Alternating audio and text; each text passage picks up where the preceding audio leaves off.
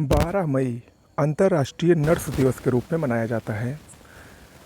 1974 से सबसे पहले अंतर्राष्ट्रीय नर्स दिवस को मनाने की परंपरा प्रारंभ हुई।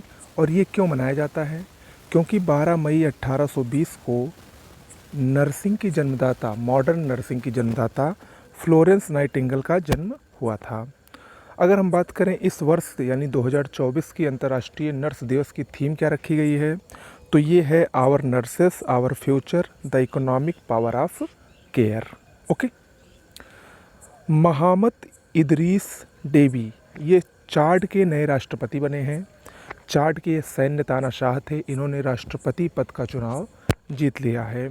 आपको बता दें कि चाड एक उत्तर मध्य अफ्रीकी देश है जिसकी राजधानी नजामीना है, जो कि अभी IQ एयर द्वारा जो रिपोर्ट जारी हुई थी प्रदूषण वाली, उसमें विश्व की सबसे प्रदूषित राजधानी भी मानी गई है। इसकी मुद्रा CFA फ्रैंक है। R Shankar Raman Larsen and Toubro LNT company के नए अध्यक्ष नियुक्त किए गए हैं। वैश्विक प्रवासन रिपोर्ट 2024 हाल ही में अंतर्राष्ट्रीय प्रवासन संगठन द्वारा वैश्विक प्रवासन रिपोर्ट 2024 जारी की गई। इसमें बताया गया कि पूरे विश्व भर में अंतर्राष्ट्रीय प्रवासियों की सबसे अधिक संख्या भारतीयों की है। और ये संख्या कितनी है? लगभग 18 मिलियन। और इसमें सबसे अधिक प्रवासी कहाँ पर हैं? सबसे अधिक भारतीय प्रवासी UAE यानी संयुक्त अरब अमीरात में हैं।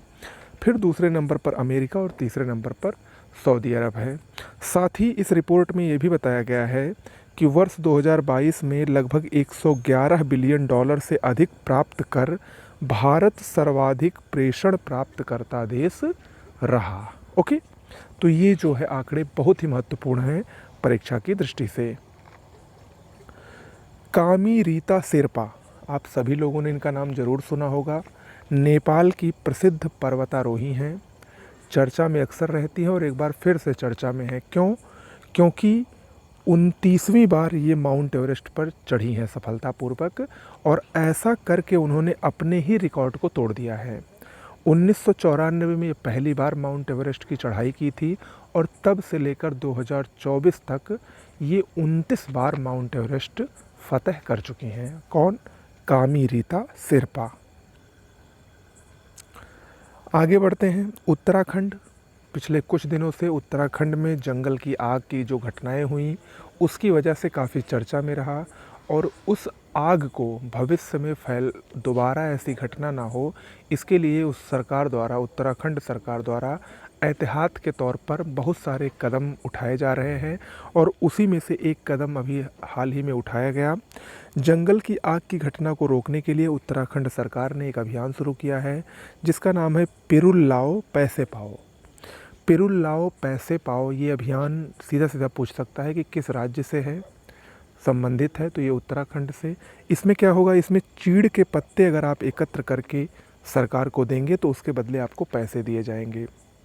देखिए, चीड़ के पत्ते से क्या लेना देना है आग से? आपको पता है चीड़ के पत्तों में रेजिन होता है जो कि बहुत तेज़ी से, बहुत ज्वलनशील होता है और बहुत तेज़ी से आग पकड़ता है। तो उत्तराखंड में जो चीड़ के पत्ते, पौधे, पेड़ बहुत होते हैं और उनसे जो पत्ते गिरे रहते हैं, अगर थोड़ा सा भी उस पर हल्की सी भी चिंगारी पड़ी तो वो आग का बहुत विशाल रूप ले लेती है। और एक बार जब चीड़ के पत्तों पर आग पकड़ लेती है तो उसको रोकना बहुत ही आसानी से संभव नहीं होता है।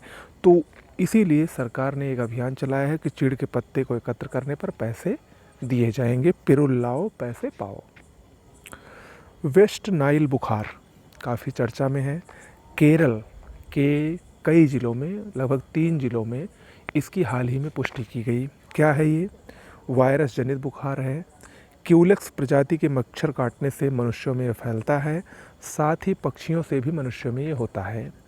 पहली बार 1937 में युगांडा में ये बुखार देखा गया था और अभी केरल में कई ज़िलों में इसकी पुष्टि की गई है, इसी वजह से ये चर्चा में है। हालांकि केरल में ये पहली बार 2011 में आया था, लेकिन एक बार फिर से इस बुखार की पुष्टि की गई है जिसकी वजह से ये चर्चा में है। नाम याद रखिएगा, वेस्ट नाइल बुखार। ओके, तो आज के लिए इतना ही। मिलते हैं एक नए वीडियो के साथ कल। नमस्कार।